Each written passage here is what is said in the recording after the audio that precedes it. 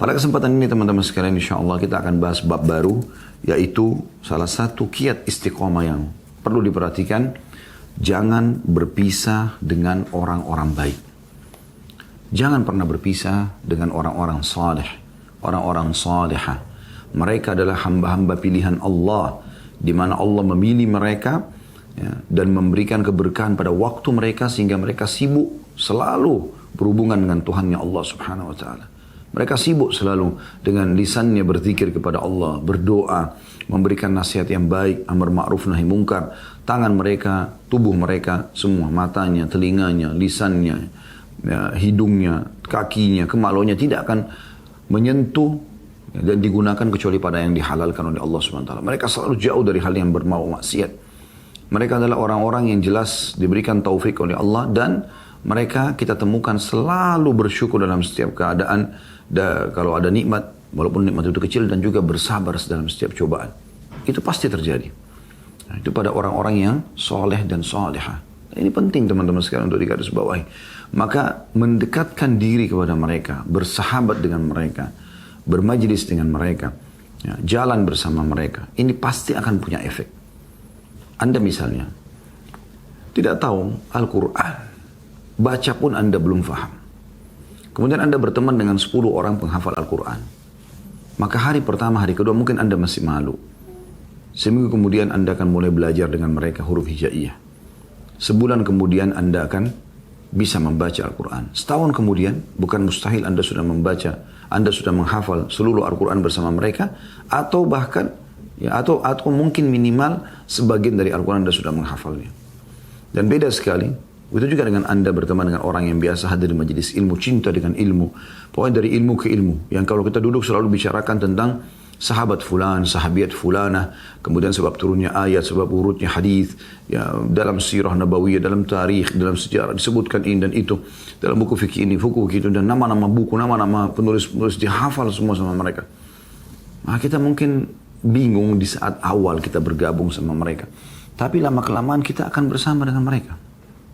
Tidak mungkin kita tidak mirip dengan mereka karena kita sudah coba berbaur dengan mereka. Sebagaimana juga Anda kalau duduk dengan orang-orang fasik, orang-orang yang jauh dari agama Allah Subhanahu wa taala. Ini luar biasa efeknya gitu. Ya, mereka bercerita tentang perzinahan mereka bercerita tentang khamrnya, tentang narkotikanya, ya, ganja.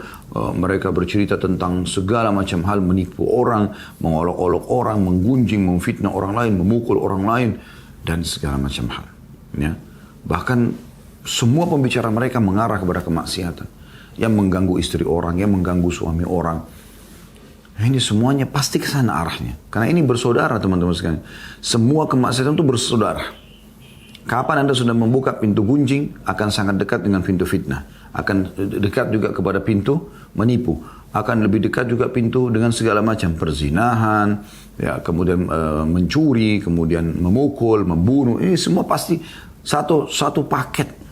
Sebagaimana Anda kalau berteman dengan orang yang Al-Quran, itu bersaudara sama zikir, doa, bakti sama orang tua, sholat malam, sholat duha, sedekah. Ini semua haji, umrah, pasti satu paket.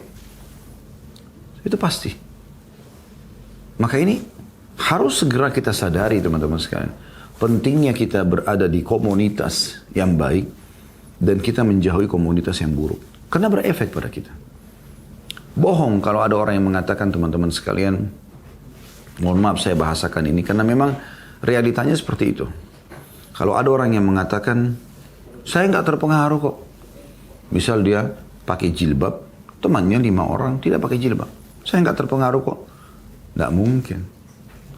Anda akan melihat nanti, mungkin di antara 5 orang, teman Anda yang ke-6, karena mereka tidak pakai hijab, mereka pakai baju seksi, maka yang terjadi adalah, yang sering digoda oleh laki-laki siapa? Mereka. Otomatis yang menggoda Anda lebih sedikit karena Anda menutup aurat. Lalu kira-kira Anda mengatakan tidak ada efeknya? Bagaimana bisa tidak ada efeknya? Gak mungkin. Pada saat mereka bercerita, apa yang akan mereka ceritakan? Oh cowok ini, oh cowok itu. Laki-laki ini, laki-laki itu.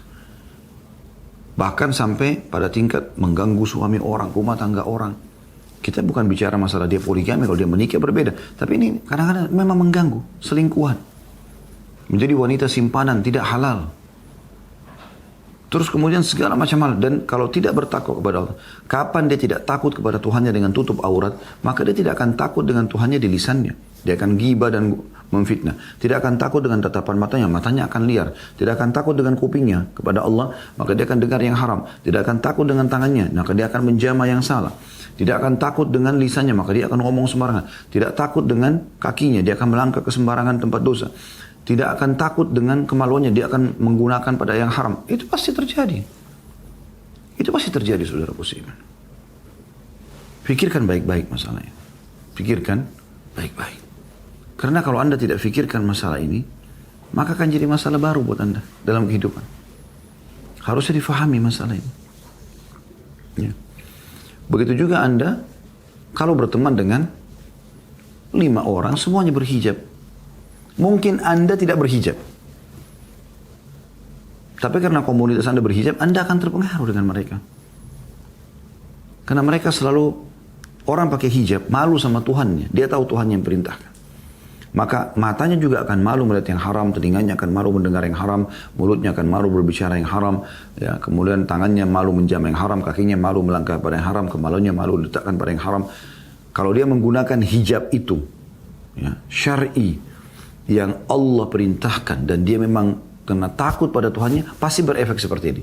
Kecuali orang itu hanya modis saja, hanya kena model, itu lain. Ya, Anda laki-laki, kita ada contoh perempuan, Anda laki-laki, berteman sama 5 orang, semuanya Masya Allah ahli ibadah, azan ke masjid, ya, bubar dari kerja, mampir ke taklim, lagi istirahat siang makan sambil dengarkan ceramah, diskusinya pun diskusi hal-hal yang baik-baik gitu kan. Itu kemarin ada ceramah Ustadz itu sampaikan kisah ini, itu nyentuh sekali buat saya. Itu kemarin ada ceramah seorang syekh diterjemahkan begini dan begitu. Kemarin ada buku saya beli, judulnya bagus loh ini, isinya ini menyentuh sekali, dan seterusnya. Kita kan pasti akan terpengaruh, mau nggak mau, nggak mungkin. Sebagaimana juga Anda berteman dengan 5 orang teman-teman Anda, ini sebagai contoh saja angka 5-nya. 5 orang teman-teman Anda ini selalu ke diskotik, karaoke, perempuan-perempuan pelacur, semua dihafal namanya. Di Jakarta sana si fulana ada, di diskotik ini ada si fulana, oh semua dihafal, dan dia pindah-pindah. Alhamdulillah. Oh di sana ada pantai pijat, di sini ada ini, di sana segala macam. Ini kan bersaudara tadi saya bilang, maksiatan itu akan sama. Dan Anda tidak mungkin tidak terpengaruh. Minimal dari 10 macam cerita maksiat yang mereka ceritakan, Anda akan terpengaruh 1 atau 2. Itu minimal. Bisa saja semuanya Anda terjerumus. Dan ingat teman-teman sekalian, pada saat seseorang itu sudah masuk dalam pintu kemaksiatan, jeratan syaitan, syaitan tidak akan berhenti di dosa itu saja. Tidak akan berhenti di dosa itu saja. Dia akan berusaha membuka peluang-peluang dosa yang lain. Sekali Anda buka pintu perzinahan, maka akan terbuka pintu zina dengan orang-orang lain lagi. Karena sudah terlanjur terbuka. Sekali Anda bohong sama orang, maka Anda terbuka pintu bohong dengan orang-orang yang lain. Sekali Anda menipu seseorang, Anda akan terbuka pintu menipu dengan orang-orang lain. Terus syaitan buka sekian banyak pintu syaitan, dan dia berharap setiap dia buka pintu atau peluang itu Anda terjerat. Dan kalau sudah terjerat, dia akan ikat sekuat mungkin. Saya ibaratkan begini, iman itu seperti tangga, anak-anak tangga. Kalau Anda terus istiqomah, terus melakukan ketaatan, Anda seperti sedang naik tangga, naik tangga, naik tangga. Makin hari, makin terasa kental keimanan itu.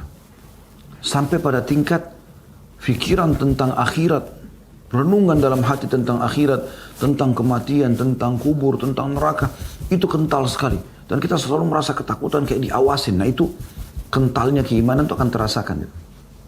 Itu tangga-tangga keimanan. Syaitan berusaha, tahapan-tahapannya itu bukan langsung Anda disuruh berbuat dosa besar, tidak. Tapi dia minimal menurunkan Anda dari sesuatu yang afdal, yang paling baik, kepada yang di bawahnya, ya, yang sedikit kurang afdal. Boleh tapi kurang afdal. Mengurangi kuantitas, mengurangi kualitas ibadah. Kalau Anda berhasil jatuh situ, diturunkan lagi kepada yang lebih rendah lagi. Anda mulai tinggalkan amal-amal sunnah, Anda mulai telat sholat, Anda mulai dan begini. Terus sampai akhirnya sudah melemah benteng kekuatan Anda. Prajurit-prajurit ya, yang Anda siapkan untuk mengkanter syaitan sehingga ibadah Anda bisa kuat, itu sudah dikalahkan sama syaitan. Ditepiskan semua, tinggal Anda sendiri, maka Anda akan ya dijatuhkan oleh dia dalam kemaksiatan. Dan kalau jatuh dalam kemaksiatan seperti Anda sedang ya terjatuh dari tangga-tangga keimanan itu, ya, terpelanting. Kalau syaitan tadi menarik Anda pelan-pelan, Anda turun satu tangga. Lama-lama Anda akan jatuh ke kemaksiatan, jatuh ke bawah. Nah, untuk kembali ke tangga-tangga keimanan ini bukan hal yang ringan, teman-teman sekalian. Mungkin teman-teman yang pernah sampai pada tingkat perasaan takutnya sama Allah sangat tinggi, kemudian dia buka pintu pergaulan yang salah, akhirnya membawa dia kemana? Kepada lemahnya ibadah tersebut, dan dia sulit sekali untuk mendapatkan kekhusyuan. Sulit lagi, kadang-kadang zikir pagi petang lewat, karena memang ada kemaksiatannya. Coba kalau tidak ada, dia dengan sendirinya kayak enggak, oh belum zikir nih, lalu dia berzikir pagi, petang, mau tidur, doa antara azan iqamah, dia azan nih, langsung sudah ke masjid, itu akan engah.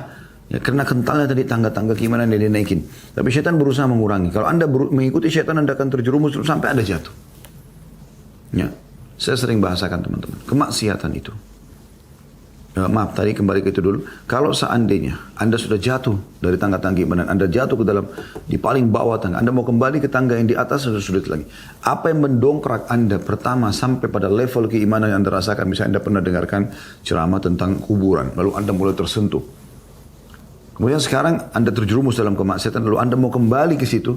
Itu belum tentu ceramah yang pertama Anda dengar, sekarang masih bisa mengembalikan Anda ke level yang sama. Mungkin Anda butuh pendongkrak yang lebih kuat. Ya. Dan kepekaan terhadap ibadah kepada Allah hilang. Dan ini satu hal yang menyedihkan gitu ya. Sangat rugi seorang mukmin kalau hilang perasaan kenikmatan ibadah dari dirinya. Rugi sekali. Jangan merasa tidak rugi, teman-teman. Rugi.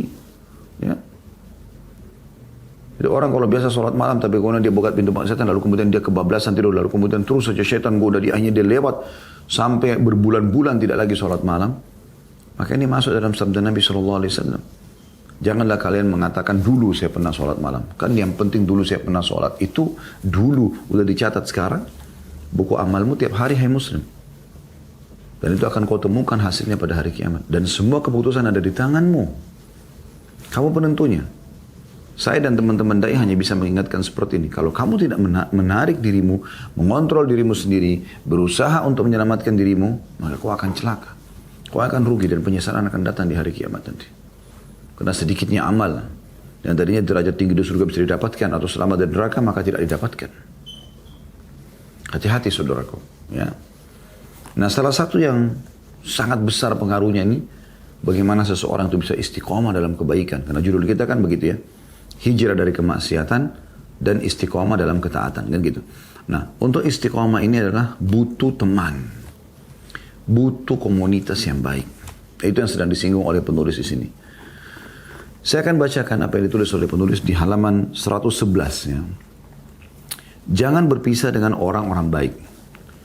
Ada kalanya seorang pemuda berkata pada dirinya, karena dia melihat dirinya terbelenggu dengan belenggu kemaksiatan dan tertawan dalam penjaranya, maksiat demi maksiat dikerjakan, maka dia berkata, bagaimana mungkin, tanda kutip ya, bagaimana mungkin aku bersahabat dengan orang-orang baik dan bergaul dengan mereka, sementara aku kotor dan sering melakukan kemaksiatan, tanda tanya. Aku merasa bahwa aku munafik ketika bersahabat dengan mereka, dan tanda tanya lainnya. Lalu beliau membantah ini ya, ini kalau muncul di benak Anda berarti bisikan syaitan. Karena syaitan tidak mau Anda menjadi baik, karena kapan Anda punya komunitas, Anda akan lebih terjaga, Anda akan lebih hati-hati, Anda malu kepada Allah dan malu kepada mereka, kan gitu. Lintasan pikiran ini merupakan sesuatu yang tidak alami, yang diakibatkan oleh tekanan dosa dan kesalahan terhadapnya, ditunggangi oleh syaitan. Seandainya dia merubah hal itu karena kepada ajakan yang kuat untuk bertaubat, berhenti berbuat maksiat dan menyesal, maka itu lebih baik dan lebih utama. Jadi kalau dia sudah buat dosa, yang terbaik bukan dia bilang, kayaknya saya nggak usah ikut sama mereka deh, mereka terlalu alim, kelasnya bukan kelas saya nih. Maka dia sebenarnya salah persepsi. Ini membuka pintu syaitan. Dia harusnya bukan seperti itu pemikirannya. Dia harus membalik pemikiran dia menjadi lebih baik. Itu dia bilang, ya harusnya saya bertobat ya biar saya bersama mereka. Itu yang harus ditanamkan. Jadi jangan ikuti bisikan syaitan. Ingat teman-teman, semua bisikan ya, yang terlintas di benak kita, di hati kita, di benak kita. Ya, itu semuanya. Kalau mengarah kepada jauh dari ketaatan kepada Allah atau maksiat kepada Allah dari syaitan, tugas kita lawan. Sekali lagi, tugas kita lawan. Enggak ada negosiasi sama syaitan. Semua bisikan, saya ulangi lagi, yang mengajak kepada malas beribadah atau menuju kepada kemaksiatan kepada Allah, ya, maka ini jelas dari syaitan. Tugas kita lawan. Isti'adzah. A'udzu billahi minasyaitonir rajim. Aku berlindung kepada Allah dari syaitan yang terkutuk, yang terajam. Kita berlindung kepada Allah Subhanahu wa taala. Lalu segera selamatkan diri kita. Justru pada saat itu lakukan ibadah. Misal contoh, kalau Anda bangun tengah malam, lalu kemudian Anda terlintas untuk sholat malam, pasti syaitan akan datang. Gak usah, malam masih panjang. Begitu Nabi SAW sampaikan, kalau orang terbangun tengah malam, maka malaikat akan mengatakan pada dia sholat malam lah. Syaitan, pendampingnya Qarin akan mengatakan, tidurlah, malam masih panjang.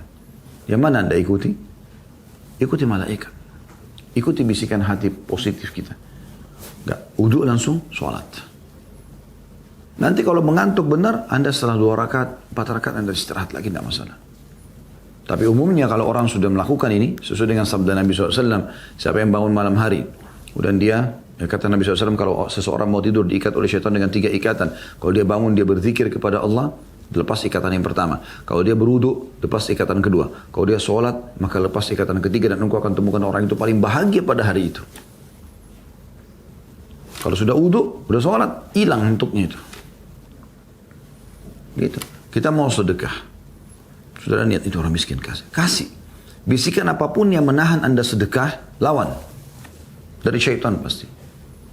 Orang tua Anda menyuruh sesuatu, tugas kita adalah patuh, laksanakan selama bukan maksiat. Ada bisikan apapun yang menunda, mengatakan tidak usah atau membantah, syaitan, lawan. Begitu poinnya. Ya. Dan harus kita bisa kontrol diri kita ini, teman-teman sekalian.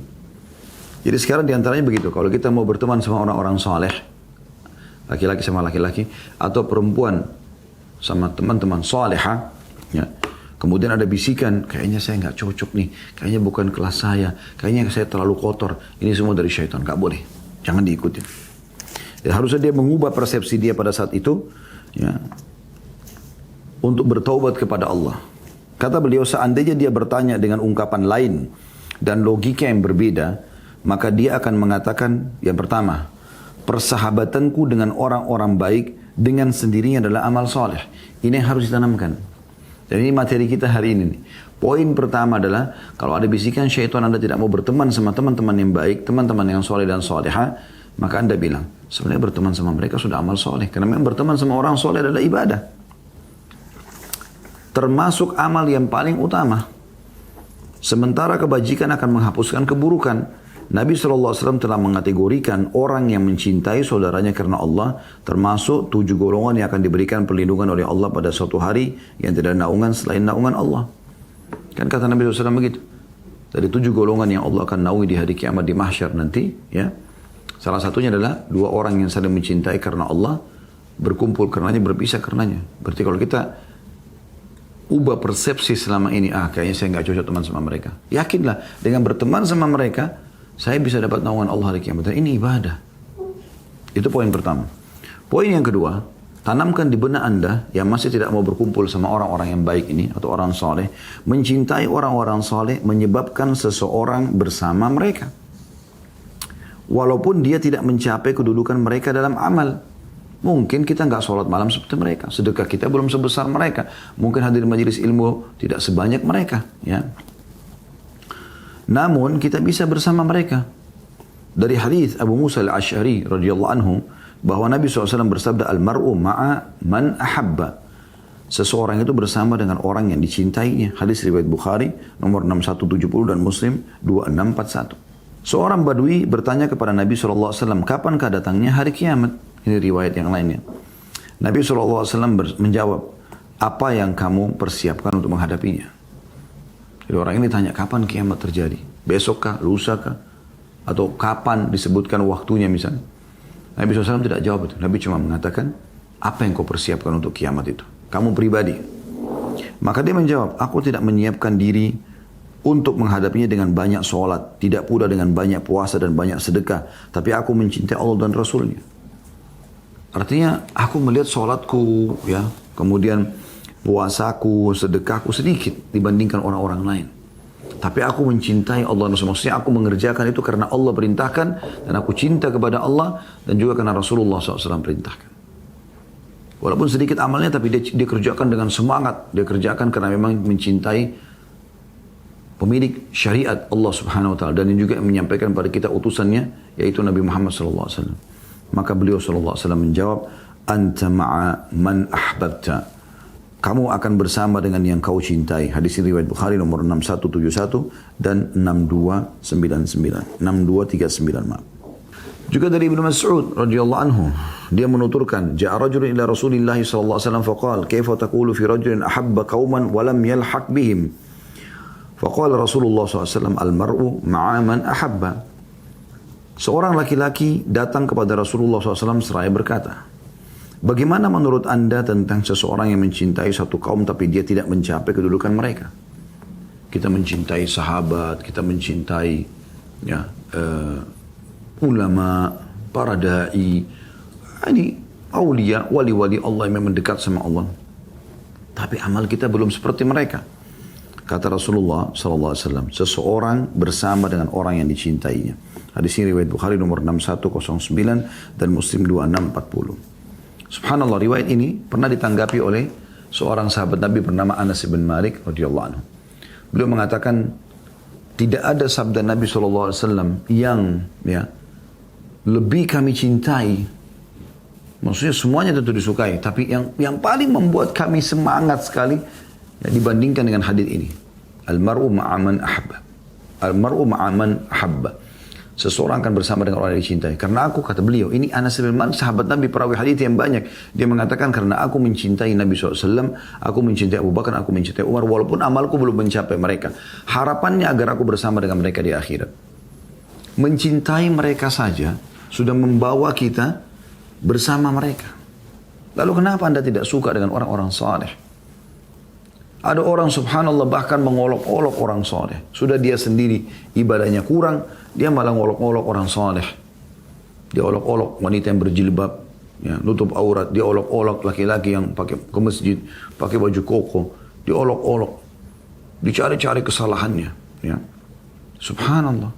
Harusnya terbalik. Kita mencintai mereka. Supaya kita bersama mereka walaupun amal kita belum mencapai. Kata beliau selanjutnya, ini masih di poin yang kedua ya. Yaitu mencintai orang soleh menyebabkan kita bersama dengan mereka. Kalau poin pertama tadi adalah kita harus tanamkan persepsi kita bahwasanya mencintai mereka adalah ibadah. Sehingga kita tidak perlu menjauhkan diri dari mereka. Kita lanjutkan tadi di halaman 113. Selama hal ini telah sahih dari Nabi SAW, lantas mengapa aku tidak membutuhkannya? Mudah-mudahan Allah Subhanahu Wa Taala menyampaikan diriku pada kedudukan mereka dan membangkitkanku bersama mereka pada hari kiamat. Sloganku adalah, ini kata penulisnya, dia sebutkan pepatah bahasa Arab, uhibbus salihina walastu minhum. Aku mencintai orang-orang soleh padahal aku bukan termasuk mereka, bukan level mereka, tapi aku mencintai mereka. La'alli an anala bihimus syafa'ah. Semoga saja aku bisa mendapatkan syafaat mereka, pertolongan mereka hari kiamat. Wa akrahu man tijaratuhum ma'asi. Dan aku benci orang-orang yang bisnisnya adalah kemaksiatan. Targetnya selalu kemaksiatan. Wa in kunna sawiyan fil bidha'ah. Walaupun kita sama produknya dalam produk perniagaan kita. Maksudnya saya pun masih buat maksiat, tapi saya tidak suka mereka. Dan saya tidak suka kemaksiatan. Kata penulis, jika yang mengucapkan slogan tersebut adalah Imam Syafi'i rahimahullah. Ini ucapan Imam Syafi'i rahimahullah.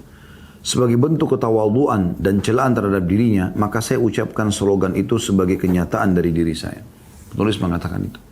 Kalau kelas Imam Syafi'i saja ulama besar mengatakan ini, wahibbus salihina walastu minhum. Saya mencintai orang salih walaupun saya bukan level mereka. Ya kan?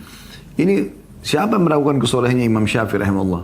Semua orang muslim yang menuntut ilmu terutama tahu levelnya Imam Syafi'i rahimahullah. Namanya mendunia, madhabnya diikuti oleh banyak orang. Jutaan orang mengikuti. Berapa banyak pahala yang dia punya. Dia masih mengatakan itu.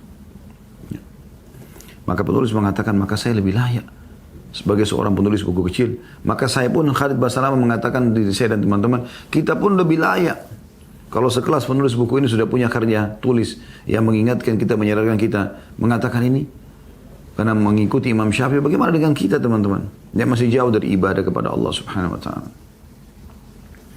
Itu yang harus ditanamkan yang kedua, yaitu kita akan bersama dengan orang yang kita cintai, yang kita idolakan. Nah ini penting, idolakan. Berapa banyak pemuda-pemudi Muslim yang mengidolakan orang yang tidak jelas, orang kafir.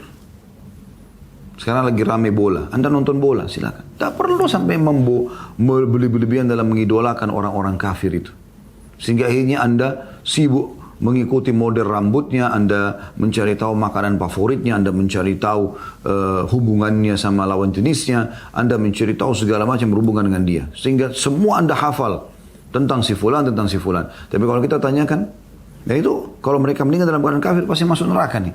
Dan Anda kalau ditanyakan, mana Anda dari Abu Bakar, dari Umar, dari Uthman, dari Ali, dari Talha, dari Zubair, sahabat-sahabat semua ridwanul alim. Mana Anda dari tabi'in, Hasan Basri, ya, Sa'id bin Musayyib, Sa'id bin Jubair, Sufyan al-Thawri, Atha bin Abi Rabah, banyak sekali, ya, Abdullah bin Mubarak, Fudail bin Iyad, dan seterusnya. Mana Anda dari mereka-mereka itu? Mana Anda dari tabi'in, ya, generasi-generasi seperti Imam Malik, Imam Abu Hanifah, dan seterusnya. Mana Anda dari Imam Syafi'i, Imam Ahmad? Mana Anda dari Ad-Darimi, mana Anda dari Al-Baihaqi, mana Anda dari generasi-generasi salaf yang luar biasa dalam berjuang dalam hadis, mana Anda dari Al-Hakim, ya, mana Anda dari Imam Bukhari, Muslim, Abu Dawud, Tirmidzi, Ibn Majah, An-Nasai, mana Anda dari mereka-mereka? Mana kita dari Umar bin Abdul Aziz, ya, seorang khalifah yang saleh? Mana kita dari sultan-sultan Muslim yang luar biasa mereka dalam ibadahnya? Kenapa kita bukan idolakan mereka? Yang dengan mencintai mereka kita bisa bersama mereka. Nah ini yang sedang kita bahas poinnya. Yang ketiga, kalau Anda masih ragu berteman dengan orang saleh, maka Anda harus tanamkan di benak Anda, manusia itu ada 3 golongan, kata beliau. Yang pertama, golongan yang membawa dirinya dengan kendali takwa dan mencegahnya dari kemaksiatan. Selalu kontrol, nggak mau maksiat. Pokoknya ketaatan aja, titik, selesai. Nggak ada negosiasi sama syaitan, selesai. Ini orang yang terbaik, selalu kontrol. Dari ketaatan apa? Dari majelis ilmu setelah bubar ini, majelis ilmu apa lagi? Zikir pagi belum selesai, diselesaikan zikir paginya. Ada orang keluarga sakit dijenguk, ada orang yang punya masalah didoakan. Sedekah, apa saja dari kebaikan kepada kebaikan. Ini orang yang terbaik.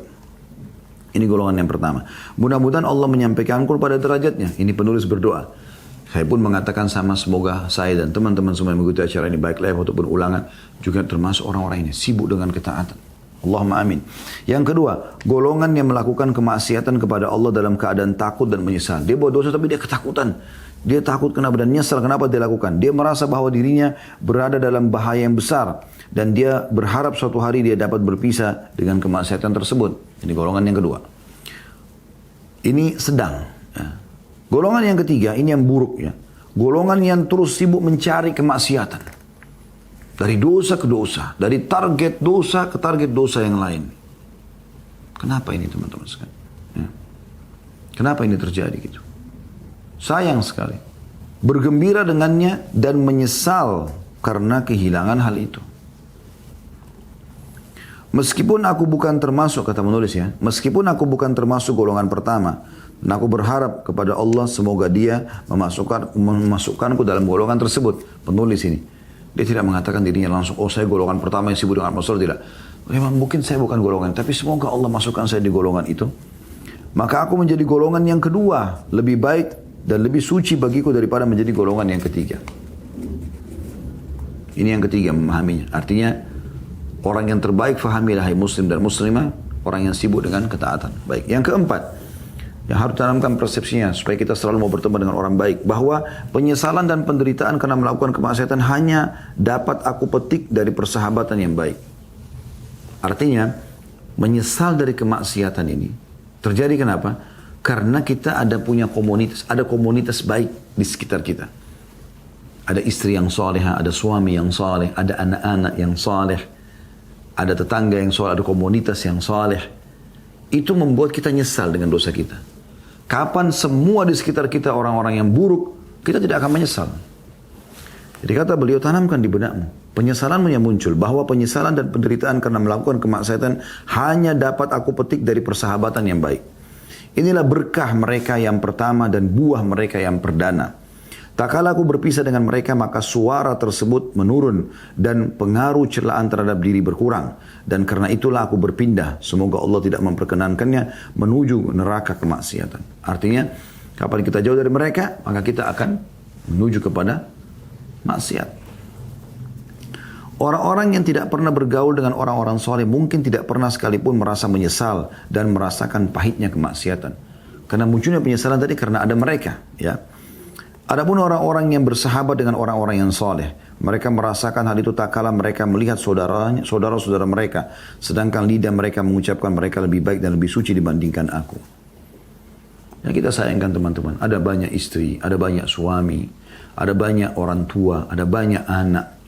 Mereka kalau diingatkan, suami buat maksiat, istrinya ingatkan, itu nggak boleh, itu begini. Bukan dia mengatakan, oh iya ya, jazakillahu khairan, semoga Allah balas aku dengan kebaikan, tolong bantu saya supaya saya keluar dari kesalahan ini. Enggak, kau tahu apa? Malah dia marah. Malah dia menghardik istrinya yang salehah, yang karena itu dia ada, Anda menyesal nanti. Maksudnya muncul perasaan bersalah dengan Allah subhanahu wa ta'ala. Anda jadi takut bermaksiat. Nanti istri saya lihat. Mungkin dia nonton yang tidak baik. Istri datang lalu dimatikan sama dia. Berarti kan ada kebaikan istri itu. Harusnya dijaga. Begitu juga dengan suami. Banyak istri begitu, subhanallah. Suaminya baik, selalu sholatlah malam, tutup aurat ya, dinasihati baik-baik. Gak mau tahu. Subhanallah. Bukankah kita bersyukur justru karena ada orang baik itu di sekitar kita? Kalau seandainya suami Anda juga fasik seperti Anda, bagaimana keadaannya? Anda selingkuh, dia selingkuh, Anda zina, dia zina, Anda mabuk, dia mabuk. La haula wa la quwata illa billah. Lalu bagaimana dengan generasi yang datang setelahnya? Semuanya pemabuk. Berapa banyak orang tua yang anaknya ingatkan. Ayah, ibu, abi, umi, sholat. Anak kecil ngerti apa? Loh, mesti saja Allah SWT ingatkan kita melalui lisan dia. Jangan merasa, jangan menghardik mereka. Nggak boleh. Bersyukur Allah ingatkan kita di situ. Saya pernah subhanallah duduk 11:30 malam gitu. Anak saya yang laki-laki tiba-tiba bilang sama saya, Abati, sholat malam yuk. Umurnya 8 tahun gitu. Ya. Saya langsung nangkut, iya nak, ayo kita sholat. Karena memang itu kebaikan. Walaupun anak. Beda umurnya sama saya jauh, saya 46, dia 8 tahun. Tapi subhanallah, saya mengambil sisi positifnya. Berapa banyak orang tua menghardik anaknya. Karena mengingatkan masalah tutup aurat jilbabnya, ibunya. Karena mengingatkan tentang ayahnya, ini dan itu, dan seterusnya. Berapa banyak anak tidak mau dengar orang tuanya. Kalau orang tuanya sudah, nak, nggak boleh begini, nak, nggak boleh begitu, nak, begini. Ini orang tua ini, nggak ikuti perkembangan, nggak modern. Memang cerita sama teman-temannya, olok-olok orang tuanya, itu orang tuaku, wah, kampungan, apalah segala macam. Padahal ini orang soleh. Sedang memperingatkan kamu, hai anak, untuk taat kepada Allah SWT supaya kau tidak menyesal. Itu juga dengan teman, tetangga dengan tetangga, komunitas dengan komunitas. Ya. Makanya teman-teman kalau tinggal di komunitas, ada komunitas yang soleh. Kos-kosan kah, kontrakan kah, apalah, di kampus Anda lagi kuliah, di tempat kerja, cari orang-orang yang baik di sekitar itu, berteman sama mereka. Sehingga terbentuk komunitas, itu penting. Selanjutnya kata beliau, dengan demikian persahabatanku dengan orang-orang yang baik menyebabkan aku merasa menderita akibat kemaksiatan. Dan ini dengan sendirinya adalah sebuah langkah dengan izin Allah dalam meniti jalan taubat. Meskipun saya belum bertaubat, tapi orang yang mengerjakan kemaksiatan dengan penyesalan itu lebih baik daripada orang yang melakukan kemaksiatan dalam keadaan tertawa, gembira, seakan-akan tidak akan dihukum oleh Allah. Ini aneh ini. Kapan sudah sampai pada level ini? Na'udzubillah, semoga di sini tidak ada yang ikuti acara kita. Kalau sampai pada tingkat Anda bermaksiat dan Anda ketawa-ketawa, Anda bahagia, bukan kayak orang ketakutan, berarti Anda sangat dekat dengan siksa Allah. Pasti.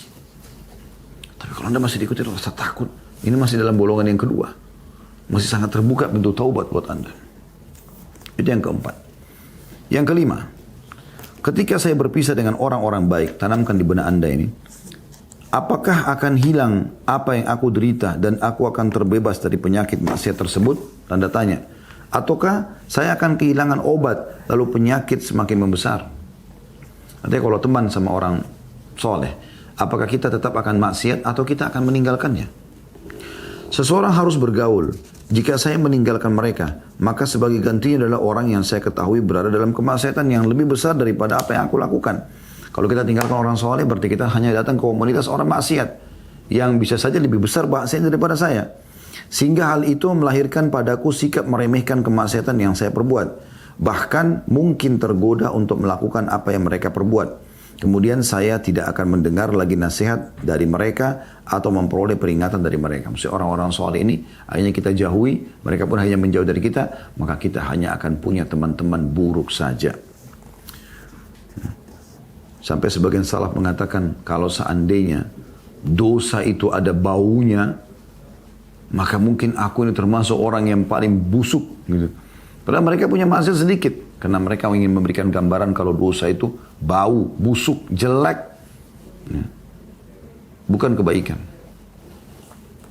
Seandainya dia melontarkan terhadap dirinya pertanyaan-pertanyaan di atas terhadap dirinya, niscaya dia keluar dengan hasil positif. Bahwa keterjerumusan dia di dalam kemaksiatan dan kemalangan maksiat itu memicu dirinya untuk semakin bersahabat dengan orang-orang baik dan berusaha meraih hal itu.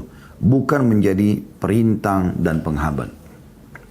Jadi, wahai saudaraku yang mulia, lebih baik Anda memegang erat persahabatan ini, bahkan Anda lebih butuh kepada mereka. Anda tetap mencintai dan bersahabat dengan mereka, padahal Anda masih melakukan kemaksiatan. Itu lebih baik bagi Anda daripada Anda berpisah dengan mereka, sedangkan Anda tetap melakukan kemaksiatan. Dhunnun, ya, menganggap, ini nama ya, seseorang, menganggap bahwa bersahabat dengan orang-orang baik merupakan salah satu tanda bertaubat. Dia mengatakan ada 3 perkara yang termasuk tanda taubat. Seandainya ya, menangisi dosa-dosa yang telah lalu, senantiasa takut terjerumus ke dalamnya, serta meninggalkan saudara-saudara yang buruk dan bergaul dengan orang-orang yang baik. Ada 3 perkara yang termasuk tanda taubat. Yang pertama, senantiasa menangisi dosa-dosa yang telah lalu. Ini nasihat beliau. Nyesal dulu kenapa berzina, kenapa mabuk, kenapa menipu, kenapa membunuh, kenapa segala macam. Ini tanda-tanda taubat. Yang kedua, senantiasa takut terjerumus ke dalamnya. Takut nanti terulang lagi. Maka dia selalu menjaga supaya jangan sampai ya, terjerumus. Yang ketiga, serta meninggalkan saudara-saudara yang buruk dan bergaul dengan orang-orang baik. Ini tanda-tanda taubat. Kalau orang mengatakan saya taubat tapi teman-temannya masih buruk, dia masih mengenang keindahan dan kenikmatan maksiatnya, maka ini bukan taubat namanya. Kata beliau, berteman dengan orang-orang baik memberi faedah kepada orang yang lebih rendah. Para pemuda penghuni gua atau Ashabul Kahfi, surah Al-Kahfi yang sering kita baca. Ketika mereka keluar ditemani oleh seekor anjing, sehingga anjing tersebut juga ikut disebutkan dalam Al-Quran. Padahal anjing itu hewan. Tapi karena anjing itu menemani mereka ya, ke gua, maka anjing itu pun termuliakan dengan disebutkan dalam Al-Quran. Jika seekor anjing meraih derajat yang tinggi tersebut karena bersahabat dan bergaul dengan orang-orang soleh dan para kekasih Allah, sehingga Allah SWT memberitahukan hal itu dalam kitabnya subhanahu wa ta'ala, maka apa dugaan Anda mengenai kaum mukminin yang bertauhid dan bergaul dan mencintai para wali dan orang-orang saleh? Tanda tanya. Bahkan dalam hal ini terdapat hiburan bagi kaum mukminin yang belum mencapai derajat kesempurnaan yang mencintai Nabi SAW dan keluarga beliau yang merupakan sebaik-baik keluarga. Ini kurang lebih bahasan kita insyaAllah tentang masalah jangan tinggalkan orang-orang saleh. Semoga Allah jadikan kita bisa mengambil pelajaran dan juga selalu bersama dengan orang-orang saleh dan mencintai mereka walaupun kita belum mencapai derajat mereka. Dan insya Allah pertemuan akan datang kita akan lanjutkan dengan bab yang lain, yaitu untuk istiqamah dan jauh dari kemaksiatan. untuk hijrah dari kemaksiatan dan istiqamah dalam ketaatan, jangan tinggalkan dakwah.